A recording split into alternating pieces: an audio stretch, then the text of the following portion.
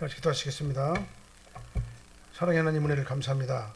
저희들을 불러주셔서 이 시간 예배자로 이곳에 모여서 영과 진리로 하나님 앞에 영광 올려드림을 감사를 드립니다. 이 시간 주님도 우리와 함께 동행하여 주셔서 우리 마음 가운데 거하시며 성령님의 강권적인 은혜 역사가 우리를 주관하게 하시고 인도하여 주심을 감사를 드립니다. 아버지 하나님 도와주시옵소서. 은혜 가운데 인도하여 주시옵소서. 이 시간 성령으로 충만하게 도와주십시오. 말씀 가운데 임재하여 주십시며 말씀 가운데 능력으로 임하게 도와주십시오. 우리 가운데 아버지 하나님을 아는 놀라운 지식의 역사가, 지혜의 역사가 나타나게 하여 주시옵소서. 예수님 이름으로 축복하며 기도합나이다. 아멘. 우리 다 인사하시겠습니다. 오직 예수님밖에 없습니다. 다시 한번 하겠습니다. 오직 예수님밖에 없습니다. 아멘. 아멘. 자, 우리가 성도가 되었다는 말은요, 옛사람을 버리고 새사람이 되었다, 그런 의미예요. 그래서 새사람으로 거듭난 우리는 우리의 삶의 방식도 바꿔줘야 되는 것입니다. 옛사람의 구습을 벗어버리고 이제는 저와 여러분들은 새사람의 삶을 살아야 되는 거예요. 그래서 우리는 여전히 세상에 매여 있으면 안 된다는 것을 오늘 본문 말씀 통해서 다시 한번 깨닫게 됩니다. 옛것을 끊어버리고 예수님께서 원하시는 삶을 살아드리는 것이 바로 새 사람의 삶이 되는 거예요. 17절 말씀 한번 읽어볼게요. 17절이요. 그러므로 내가 이것을 말하며 주 안에서 증언하노니 이제부터 너희는 이방인이 그 마음에 허망한 것으로 해망같이 행하지 말라. 자, 이것을 말한다고 그랬잖아요. 이것은 뭐냐면 사도 바울이 에베소 교인들에게 말씀하신, 하나님께서 사도 바울을 통해서 말씀하신 것인데요, 성령이 하나가 되게 하심을 힘써서 지켜라, 이 말이에요. 이것을 말씀하신 거예요. 우리는 성령이 하나가 되신 것을 힘써서 지키는 자가 되어야 됩니다. 이전에 나는 성령하고는 아무 상관이 없는 사람이 있었어요. 근데 이제는 예수 믿고 구원받은 성도의 안에는요, 하나님의 영이 내 안에 임재하시는 거예요. 하나님의 영이 내 안에 임재하시기 때문에 우리는 어떻게 됩니까? 하나님의 영이 나를 지시하시는 대로 그 삶에 따라가야 된다, 그 말이죠. 그 삶을요. 그래서 성령이 내 안에서 하나가 되게 하신 것을 우리는 힘써서 지키는 우리가 되어야 되는 거예요. 그래서 하나님께서 사도 바울을 통해 가지고 이것을 말했습니다. 성령이 하나가 되게 하신 것을 힘쓰게 지켜라, 이걸 말했다는 얘기죠. 그래서 주 안에서 증언한다고 그랬어요. 그래서 주 안에서 증언한다, 이 말은 뭔 말이냐면요, 원어적인 표현은요, 내가 주 안에서 간곡히 부탁한다, 그런 의미예요. 내가 주 안에서 간곡히 부탁하는데 성령이 하나가 되게 하신 것을 힘써서 지켜라, 그런 의미예요. 그런 사람 되려면 이제부터 어떻게 된다고요? 이방인의 그 마음에 험한 것으로 행함같이 행하지 말아야 될 것이다 라고 사도 바울을, 하나님께서 사도 바울을 통해 가지고 우리에게 말씀하시는 겁니다. 그리고 하나님께서 사도 바울을 통해 가지고 에베소 교인들에게 이렇게 말씀하신 것을 이제 우리도 그 말씀대로 지키는 우리가 되어야 된다, 그 말이죠. 이제부터 그렇게 하라, 이 말은 뭔 말이냐면요, 머뭇거리지 말고 그 자리에서 단번에 돌아서라, 그런 의미예요. 이제부터라는 의미가 바로 즉각적으로 실행하라, 그런 의미입니다. 이제 세상을 바라보지 말고 하나님의 구원받은 성도가 되었으니까 구원받은 성도답게 우리는 머뭇거리지 말고 즉각적으로 세상에서 행하던 나의 모습을 완전히 돌아서서 이제는 하나님께서 원하시는 삶을 살아드려야 된다라는 것을 말씀하시는 거예요. 우리는 하나님의 자녀죠. 하나님의 자녀란 말은 다시 말씀드립니다. 하나님의 영이 나를 지배한다는 얘기죠. 하나님의 성령이 내 안에 들어오셔가지고 나를 지배하기 때문에 우리는 이제 새 사람을 입은 자녀답게 행동을 해야 되는 것은 당연한 것이다, 그 말이죠. 그래서 이제 이전의 가치관을 다 버려버려야 된다, 이 말입니다. 불신자의 가치관을 버려야 된다, 이 말이에요. 그래서 성령께 주신 사명에 우리는 적극적으로 반응하는 저와 여러분들이 되어야 될 줄로 믿습니다. 그래서 왜냐면은요, 이게 저와 여러분들은 그리스도 한 몸이기 때문에 그래요. 한 몸이기 때문에 그렇습니다. 왜? 하나님의 영이 나를 지배하기 때문에 그러는 거예요. 만약에 내가 하나님의 영이 없다면은 우리는 옛날의 방식대로 살아갈 거예요. 내 방식, 내 지식, 내 인격, 내 철학, 내가 가지고 있는 여러 가지 가치관을 가지고 이 세상을 살아갈 거예요. 그러나 우리 하나님의 영이 우리 안에 지배하게 될 때 우리는 지금부터 어떻게 합니까? 과거에 살았던 그런 것들을 다 벗어버리고 이제 말씀이 원하는 대로, 성령이 감동하는 대로, 하나님께서 원하시는 대로 그 삶을 우리가 살아드리는 게 바로 새 사람의 삶의 모습이다 이 말이죠. 그렇게 하려면 어떻게 되는가? 자꾸 내 본성은 어디를 가게 하냐면요, 세상으로 막 가게 하는 거예요. 내 본성은 내 본성은 자꾸 세상으로 다시 돌아가려고 하는 그 내 본성을 우리는 어떻게 합니까? 우리는 하나님의 말씀으로 탁탁 끊어버려야 되는 거예요.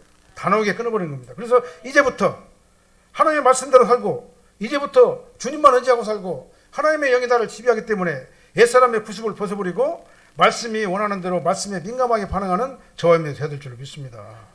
오늘 본 말씀이 바로 그런 말씀이에요.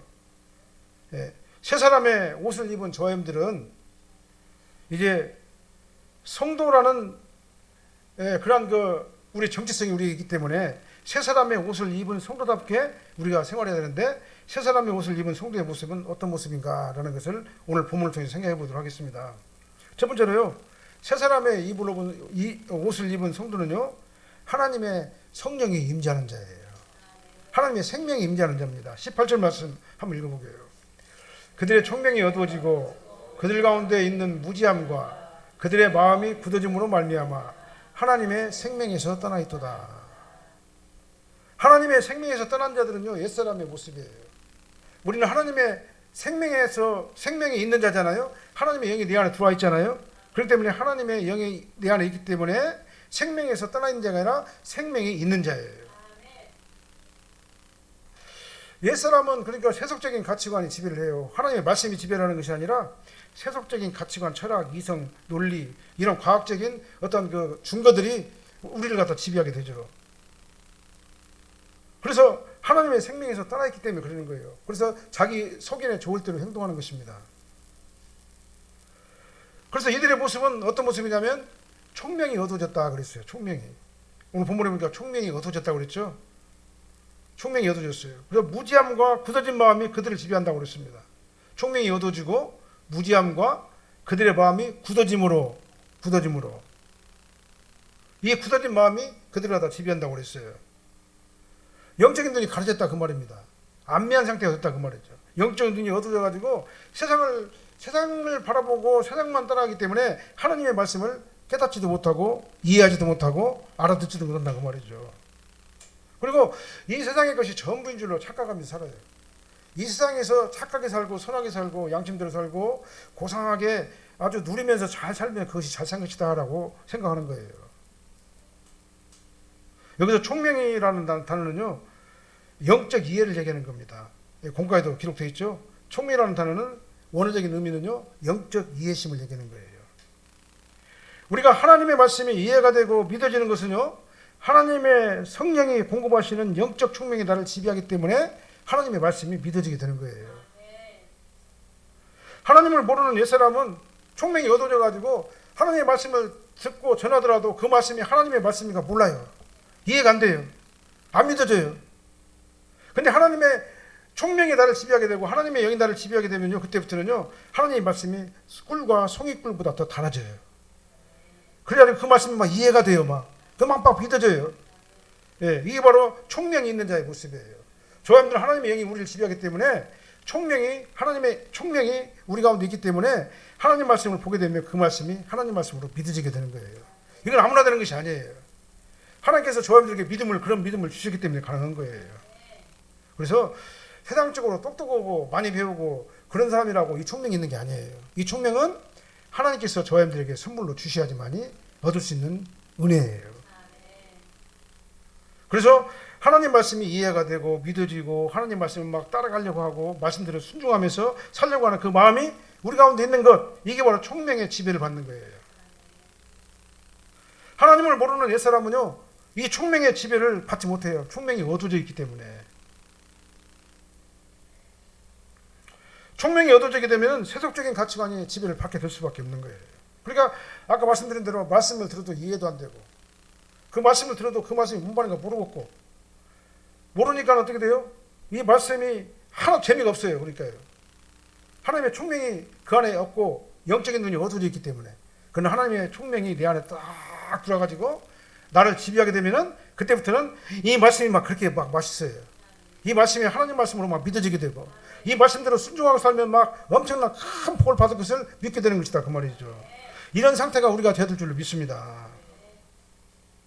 그래서 총명이 어두워진 자는 아무리 말씀을 들어도 깨닫지 못하고 이해도 안 되고 예수님을 구세주로 영접할 수도 없고 왜 그냥 안 믿어지니까.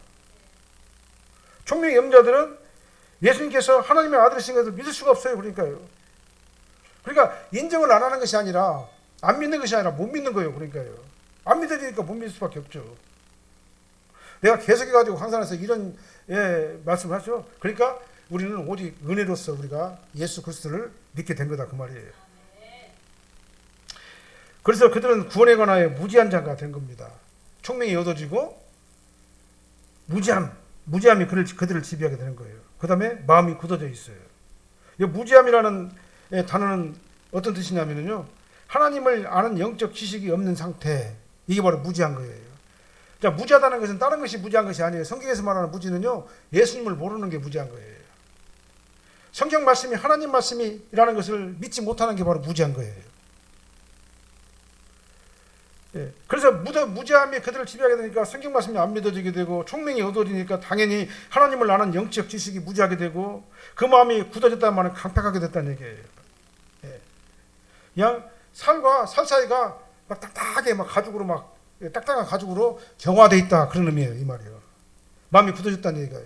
그러니까 그 마음이 딱딱하게 굳어져 있으니까 하나님 말씀이 들어오더라도 그 말씀이 그 안에 스며들지 못하는 거예요.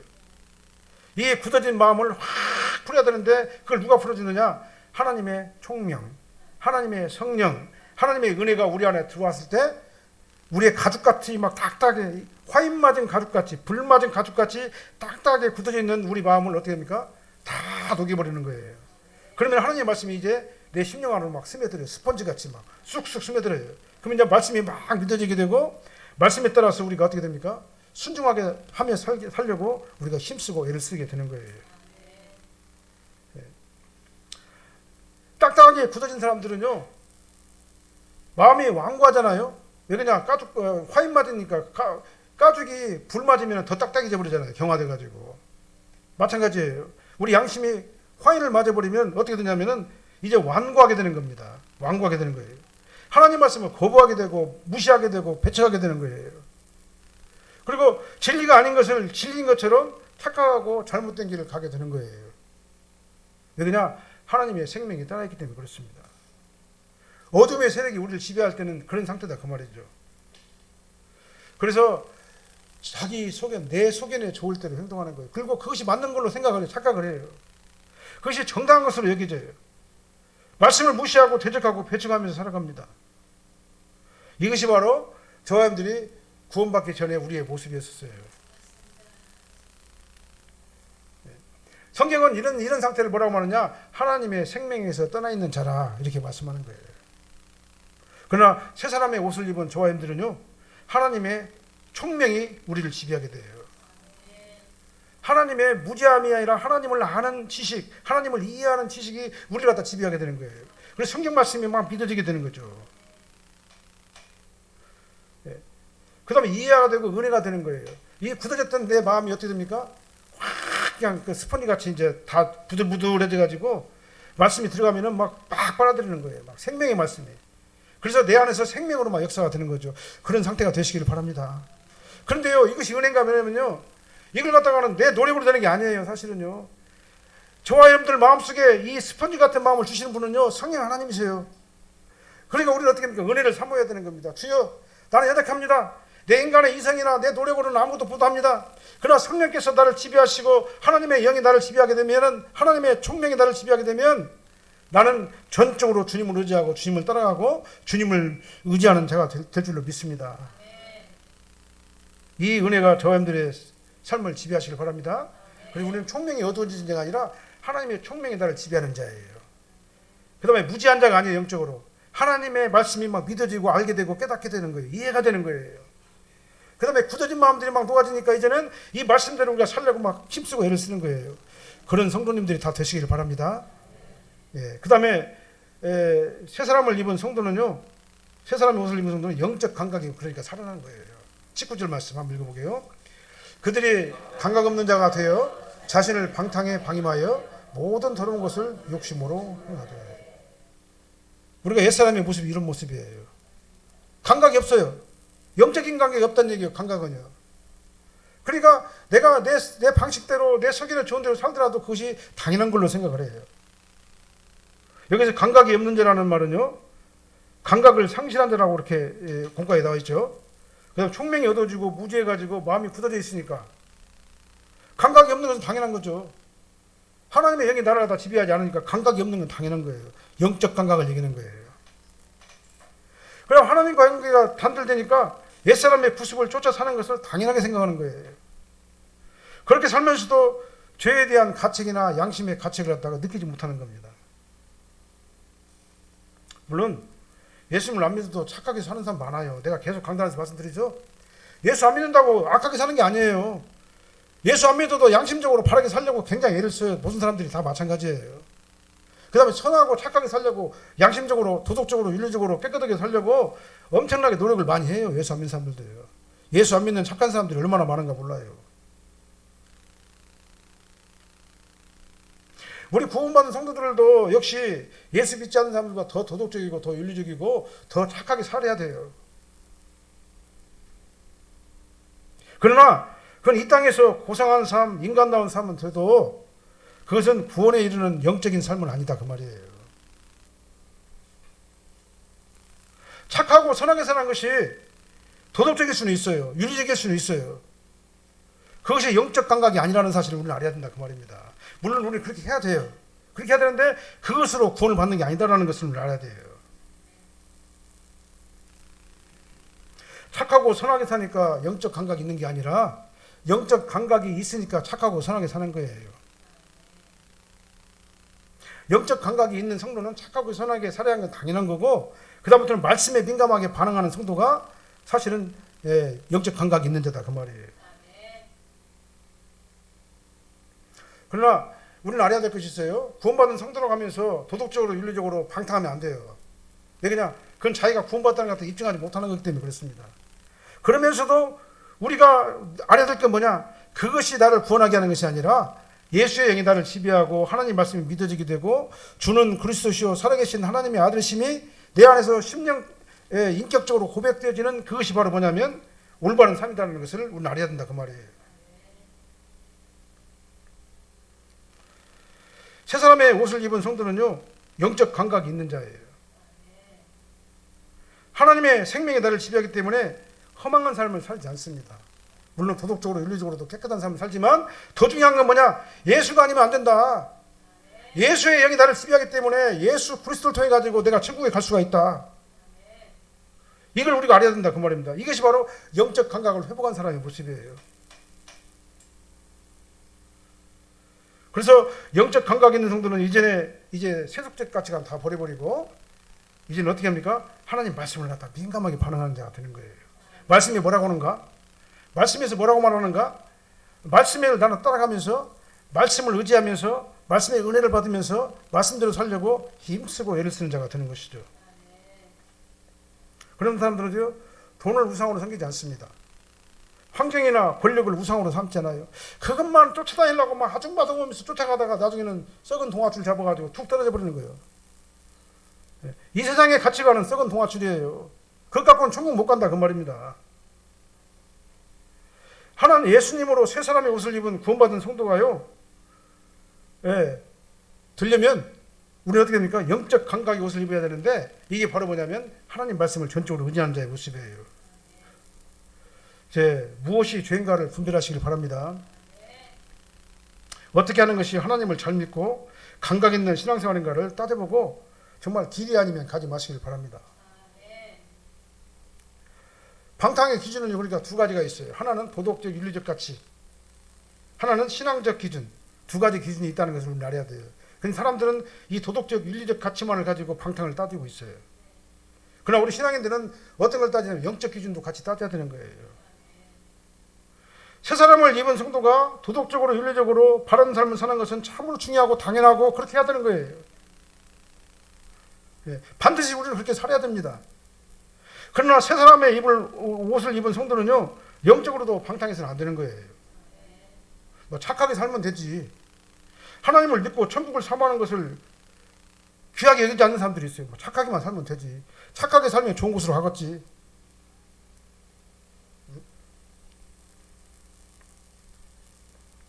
이런 사람이 가장 위험한 사람이에요. 사실은 나는 죄입니다. 나는 막 세상에 너무 험하게 살아가지고 난 죄인이에요. 난 도저히 구원받을 수 없어요. 그러니까 나는 예수님을 믿고 구원받을래요. 이 사람이 정말 현명한 사람인데, 양심적으로 도덕적으로 깨끗하게 잘 살았다고 자부하는 사람들은요, 하나님을 인정하지 않으려고 그래요. 그런 사람들이 가장 위험한 거예요. 그러니까요. 바리새인들이 그랬습니다. 유대 종교 지도자들이 그랬어요. 그들은요, 신앙생활 잘하고 종교생활 잘하고 윤리적으로 도덕적으로 철학적으로 아주 깨끗하고 고상하고 멋있는 삶을 잘 살았기 때문에 자기들이 구원받을 것이라고 생각을 해요. 선비니까 나는 구원받은 민족이라고 생각을 하는데, 그런데 그들이 어떻게 했습니까? 가장 중요한 것, 예수님을 갖다 부인했어요. 예수님을 배척했습니다. 예수님을 거부했어요. 그들은요. 그러니까 착하게 살면은 그 사람이 좋은 곳으로 갈 것이다라고 잘못 어리석은 생각하는 그 사람이 가장 위험한 사람인 것을 믿으시길 바랍니다. 다 중요하지만은요, 결정적으로 예수님이 없어도 된다는 어리석은 주장은 대단히 위험한 거다라는 것을 여러분들이 다시 한번 깨달으시길 바랍니다. 예수님이 없어도 도덕적으로 깨끗하게 살면은 천국에 갈 수 있다, 좋은 곳으로 갈 수 있다, 이렇게 생각하는 영적 감각이 없는 그런 자가 되지 마시길 바랍니다. 그런 자가 되지 마시고 영적으로 방탕에 방임하는 자들이 되지 마시길 바랍니다. 그래서 착하게 살고 선하게 사는 건 다 좋아요. 그렇게 살아야 돼요. 그러나 그것 때문에 천국 가는 건 아니다라는 사실을 오늘 아시기를 바랍니다. 하나님께서 원하시는 삶을 살지 못하는 것이 영적인 방탕이에요. 말씀에 민감하게 반응하면서 오직 예수님의 신앙이 나를 지배하는 그 사람이 영적으로 방탕하지 않는 아주 깨끗한 사람인 거예요. 그런 성도님들이 되시길 바랍니다. 그 다음 세 번째로, 거룩함의 옷을 입은 성도들은요, 23절 24절 한번 읽어볼까요? 오직 너희의 심령이 새롭게 되어 하나님을 따라 의와 진리의 거룩함으로 지으심을 받은 새 사람을 입으라. 새 사람의 옷을 입은 성도는 거룩하게 살아야 돼요. 거룩함이 우리를 지배해야 되는 것입니다. 심령이 새롭게 돼가지고 새 사람을 입어야 되는 거예요. 그래서 이 거룩함의 옷을 입은 자는 진리 되시는 예수님 안으로 들어간 자가 거룩함의 옷을 입은 자예요. 예수님밖에는 진리가 없어요. 우리는 예수 그리스도의 보혈의 옷을 입어야 돼요. 그래서 옷을 입어야지 우리가 진리에 속한 사람이 되는 거예요. 그래서 옛사람을 벗어버린다는 말은 뭐냐면, 예수 그리스도의 보혈의 옷을 입은 자가 옛사람을 벗은 자예요. 다른 게 아니에요. 예수 그리스도의 보혈의 옷을 입은 자가 거룩함의 옷을 입은 자예요. 저 사람들은 거룩함의 옷을 이미 입었어요. 그냥 예수님을 믿잖아요. 예수님이 우리를 지배하잖아요. 이제 예수가 그리스도라는 걸 우리가 알잖아요. 인정하고 믿고 고백하잖아요. 이 사람이 바로 뭐냐면 의의 옷을 입은 자, 거룩한 자가 된 거예요. 그래서 우리는 이제 어떻게 되냐, 거룩한 자답게 행동하자. 헌옷을 벗어버려야 돼요. 그러니까요. 아직까지 계속 헌옷을 갖다가 막 우기고 막 입고 있어요. 새 옷을 입는단 말은 하나님의 형상을 입는단 말이잖아요. 성도는 하나님의 형상을 입어야 되는 거예요. 그것이 바로 구원받은 성도의 진실한 그 진정한 모습이기 때문에 그렇습니다. 이제 우리는요, 예수님은 진리이기 때문에 진리 안에서 거하는 저함이 되어야 될 줄 믿습니다. 우리가 예수님의 가르침을 제대로 받았다면, 하나님의 영이 나를 진짜로 지배하고 내 안에 성령이 나를 지배한다면 우리는 달라져야 돼요. 영적 총명이 막 살아나야 돼요. 그때부터는요. 그 다음에 영적 분별력이 막 살아나야 되는 거예요. 그래서 분별력이 있어야 되는 것입니다. 분별력이요. 만일 달라지지 않고 여전히 옛사람의 상태에 내가 머물러 있다면 예수님께서 예수님에 대해서 제대로 배운 자라고 볼 수가 없는 거다, 그 말이죠. 여전히 우리는 예수님과 아무 관계없는 그런 상태로 살아갈 뿐인 거죠. 그래서 우리가 예수님의 영이, 하나님의 총명이 나를 지배하고 하나님의 영이 나를 지배한다면 이제는 과감하게 옛사람의 모습을 벗어버리시기를 예수님을 축원합니다. 정욕에 말려들지 마시기를 바랍니다. 썩어져가는 과거의 낡은 인간성, 썩어져가는 과거의 낡은 그러한 그 자존심, 그러한 가치관 다 벗어버리고 이제 우리는 말씀으로 거듭나시기를 바랍니다. 진리 안에 거듭나는 저와 되야 될 줄로 믿습니다. 그래서 우리 마음과 생각이 누구 중심이요? 예수님 중심, 하나님 중심, 성령 중심, 말씀 중심. 하나님의 말씀이 우리를 지배하게 되는 저와 되시기를 예수님으로 축원합니다. 그렇게 되면 어떻게 됩니까? 이제 나는 죽고 누가 살아요? 내 안에서요? 말씀이 사는 거예요. 말씀이 살아나니까 말씀에 민감하게 반응하게 될 수밖에 없는 거예요. 그렇게 되시기를 바랍니다. 말씀에 민감하게 반응하시기를 바랍니다. 그러면 어떻게 됩니까? 이제는요, 내 안에는 영적 음란, 영적 부정, 영적 사욕, 악한 정욕, 탐심 이런 걸 다 죽이게 되는 거예요. 그 다음부터는 뭐가 나옵니까? 이제는요, 하나님의 의와 진리의 거룩함으로 새 옷을 입은 하나님의 자녀가 된 거예요. 습관적으로 그렇게 하시길 바랍니다. 어떻게 생각해야 되냐면요, 나는 거룩한 자다. 여러분들이 이 정체성을 가지고 있어야 돼요. 나는 거룩한 자다. 거룩하기 때문에 나는 성도답게 살아야 된다. 성도답게 살지 못하면 내 양심에 막 심한 가책을 막 받아야 되는 거예요. 그래서 우리는 전적으로 이제 주님만 의지하고 주님만 바라보고 주님만 따라가는 저와 되야 될 줄로 믿습니다. 23절, 24절 다시 한번 읽고 마치도록 하겠습니다. 오직 너희 심령이 새롭게 되어 하나님을 따라 의와 진리의 거룩함으로 지으심을 받은 새 사람을 입으라. 아멘. 새 사람을 입으시기 바랍니다. 하나님의 총명의 지배를 받으시기 바랍니다. 영적인 총명이 저들과 함께 동행해 주셔가지고 우리의 삶이 이제 온전히 변화받는 그런 삶이 되시기를 예수님으로 축원합니다. 기도하겠습니다. 사랑하는 하나님 감사합니다. 저희들은 부족합니다. 저희들은 연약합니다. 그러나 저희들을 불러주셔서 하나님의 영의 지배를 받게 하시고 성령으로 충만하게 저희들을 감동시켜 주셔서 이제 딱딱하게 화인 맞았던 우리 양심이 이제 아버지 하나님의 다 녹아져서 하나님의 말씀을 흡수하고 흡인하고 아버지 하나님을 받아들이는 그런 영적 상태로 저희들을 만들어 주심을 감사드립니다. 이제 이 말씀대로 행하게 도와주십시고 말씀만 따라가게 도와주십시고 말씀에 민감하게 반응하는 저희들 되게 도와주셔서 아버지 하나님의 의와 진리의 거룩함으로 새 옷을 입은 거룩한 자답게 성도의 정체성을 가지고 아름다운 신앙생활에 임하는 저희들이 되게 하여 주시옵소서. 우리 사랑학교의 공동체가 그런 아버지의 거룩한 공동체가 되게 하여 주십시고 우리 사랑학교를 출입하는 모든 성도들은 은혜 받게 도와주십시고 성령 받게 도와주십시고 말씀에 민감하게 반응하는 아버지의 말씀을 수용하는 그러한 심령 상태로 변화시켜 주시고 인도하여 주시옵소서. 예수님 이름으로 축복하며 기도합나이다. 아멘.